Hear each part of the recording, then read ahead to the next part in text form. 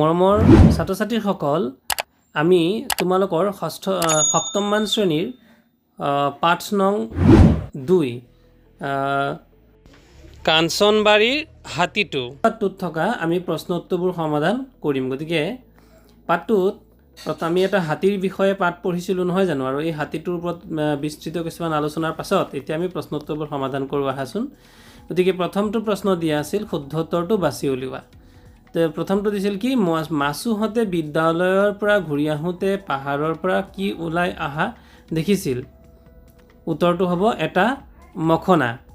তাৰপিছত 2 নম্বৰ প্ৰশ্নটো, কাঞ্চনবাৰীৰ হাতীটো বাটত কিয় ৰৈ আছিল?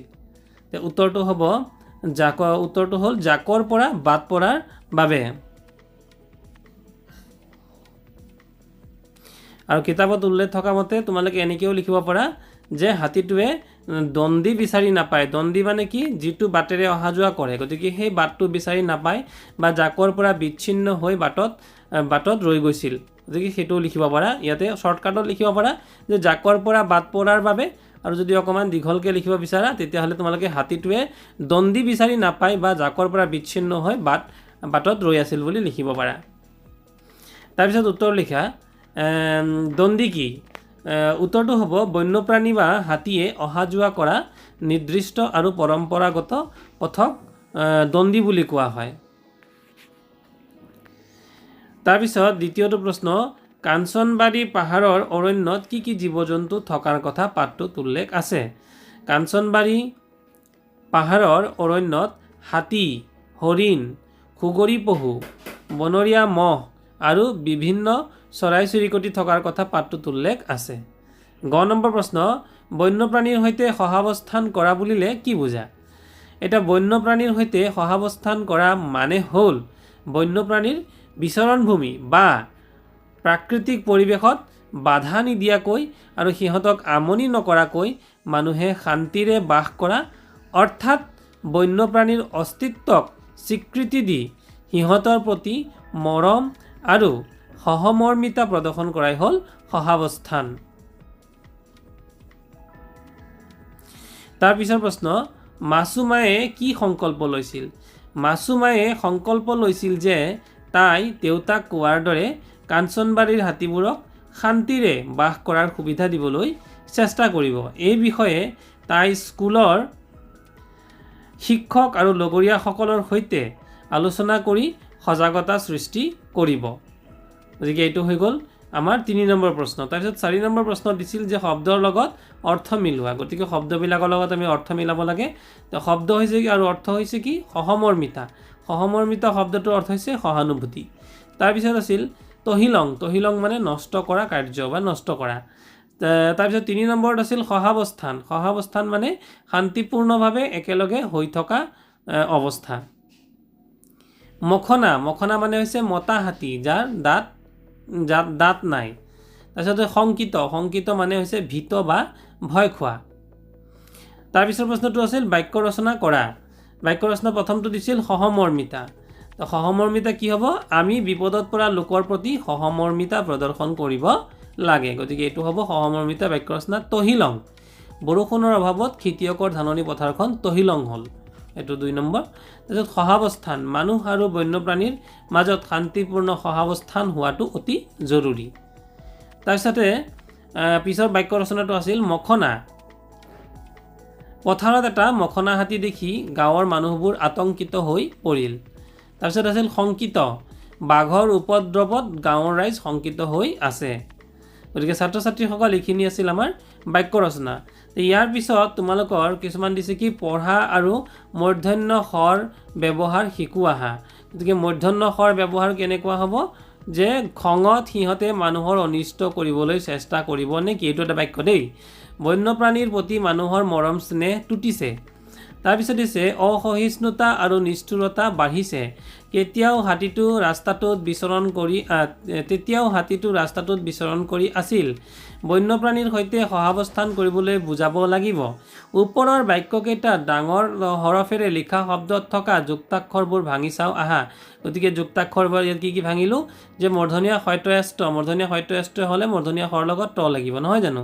মূৰ্ধনীয়া হয়থয়াস্থ মূৰ্ধনীয়া শৰ লগত মূৰ্ধনীয়া ঠ লাগিছে। মূৰ্ধনীয়া হয়নয়াস্ন তাত হৰ্ষৌকাৰ, গতিকে মূৰ্ধনীয়া শৰ লগত মূৰ্ধনীয়া ন লগতে হৰ্ষৌকাৰ যোগ হ'ব। তাৰপিছত দন্তীয়া হয়তয়াস্থ দন্তীয়া শৰ লগত দন্তীয়া ট লাগিছে, দন্তীয়া হয়তয়াস্থ দন্তীয়া হয়থয়াস্থ দন্তীয়া শৰ লগত দন্তীয়া ঠ লাগিছে।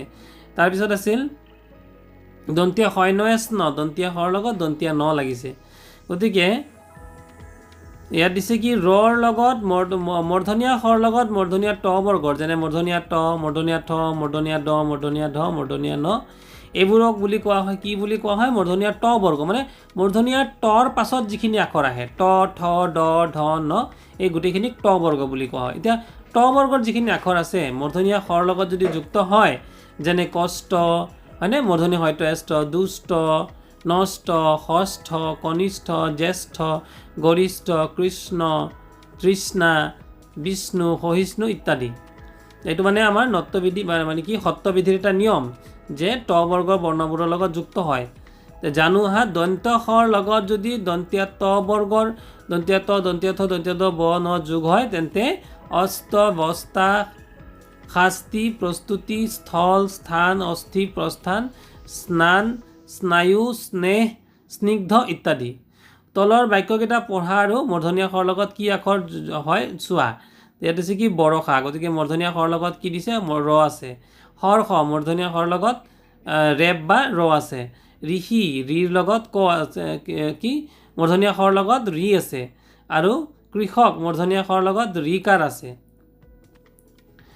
জানো আহা যে ৰি বা ৰিকাৰ আৰু ৰ বা ৰেফৰ পিছত কি হয় মূৰ্ধন্য শ হয়। এইটো কিন্তু যেটা জানিবলগীয়া কথা যে যেতিয়া ৰিকাৰ থাকিব বা ৰি থাকিব বা ৰ থাকিব তাৰপিছত কিন্তু সদায় কি হ'ব মূৰ্ধন্য শ দিব লাগে। যেনে ৰি আছে, ৰিৰ পিছত কি হৈ গ'ল মূৰ্ধন্য শ, ঋষভ বানানটো ঋষভ। তাৰপিছত হৈ গ'ল বত ৰিকাৰে ব্ৰি, ৰিকাৰ আছে নে নাই চোৱা মূৰ্ধন্য শ হ'ল, দন্তীয়া শ হোৱা নাই কিন্তু। বৰ শুন মূৰ্ধনীয়া শ হ'ল, ৰ আছে যে ৰৰ পাছত কি হ'ব মূৰ্ধন্য শ হ'ব। তাৰপিছত বৰ্ধ ৰেপ মানে ৰ, গতিকে ৰৰ পিছত মূৰ্ধনীয় শ হৈ গ'ল বৰ্ষ ইত্যাদি।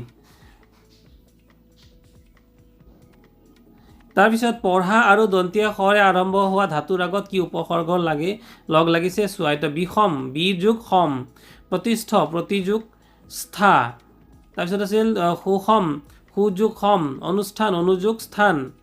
তাৰপিছত জানো আহা কি বুলিছে যে ই কাৰান্ত, ইয়াতে ই কাৰান্ত আৰু উ কাৰান্ত উপসৰ্গৰ লগত দন্তীয়া শৰে আৰম্ভ হোৱা ধাতু লগ লাগিলে সেই দন্তীয়া শ মূৰ্ধন্য শলৈ ৰূপান্তৰিত হয়। যেনে চোৱা এতিয়া ওপৰৰ যিকেইটা শব্দ মূৰ্ধন্য শ আছিলে বি মূৰ্ধনীয়া শ ম বিষম নহয়নে, কিন্তু শতে লিখোঁতে কিন্তু আমি কি হৈ গ'ল বি দন্তীয়া শ ম হৈ গ'ল। কাৰণ কি বুলি কৈছে ই কাৰণত বি আখৰটো আছে নাই, বি বুলি কওঁতে কি শুনা যায় ই শুনা যায়, গতিকে ই কাৰণটো হৈ গ'ল। বা সু বুলি কওঁতে হৰ্ষও শুনা যায়, গতিকে ই শুনা গ'লে বা হৰ্ষও শুনা গ'লে তেতিয়া কিন্তু মূৰ্ধনীয়া শৰ ঠাইত কি হৈ যাব হ'ব লাগিছিল মূৰ্ধনীয়া শ, কিন্তু মূৰ্ধনীয়া শ নহয়, তেতিয়া কি হৈ যাব সুষম। তেতিয়া সুষম বানানটো চোৱা দন্তীয় শ কৰে সু মূৰ্ধন্য শ ম হ'ব লাগিছিল, কিন্তু নহয় দন্তীয় শ কৰে সু দন্তীয় শ ম হ'ব, হ'বনে? গতিকে এইখিনি হৈ গ'ল।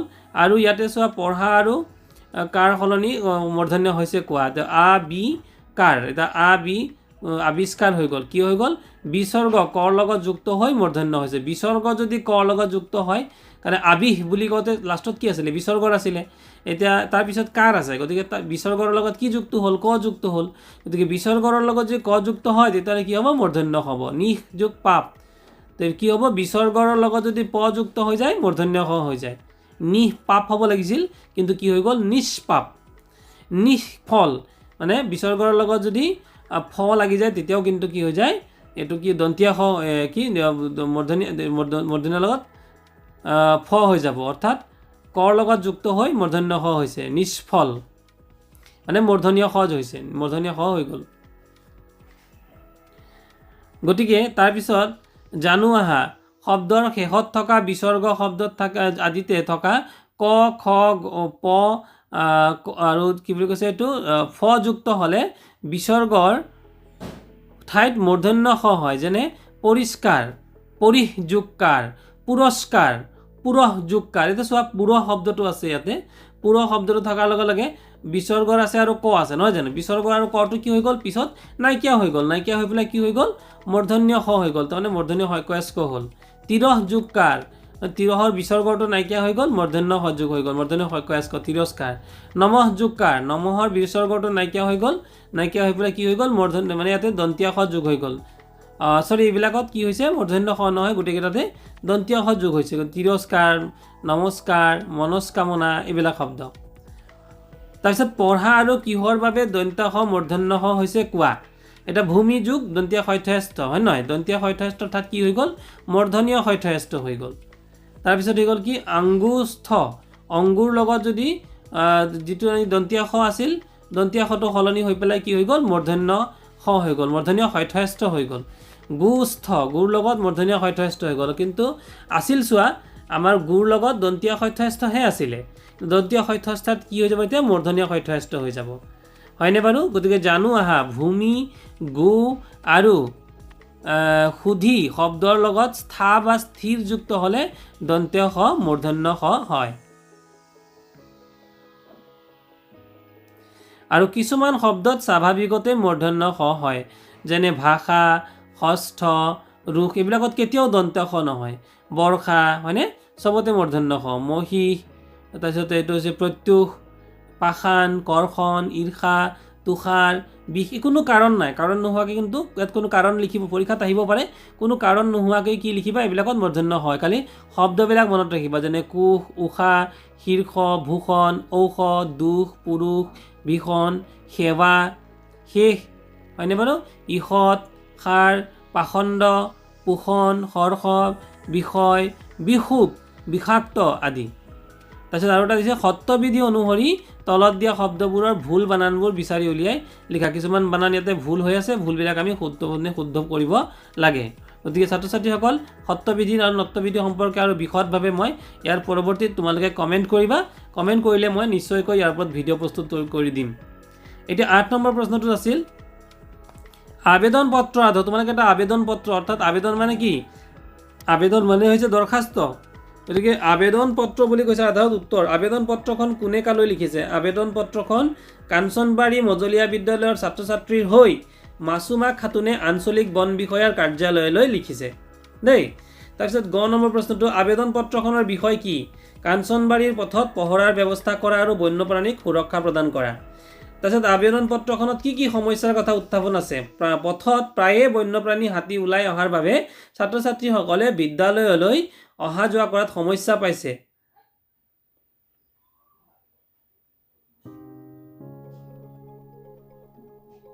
আৰু লগত বন্যপ্ৰাণীসমূহো অসুৰক্ষিত হৈ পৰিছে।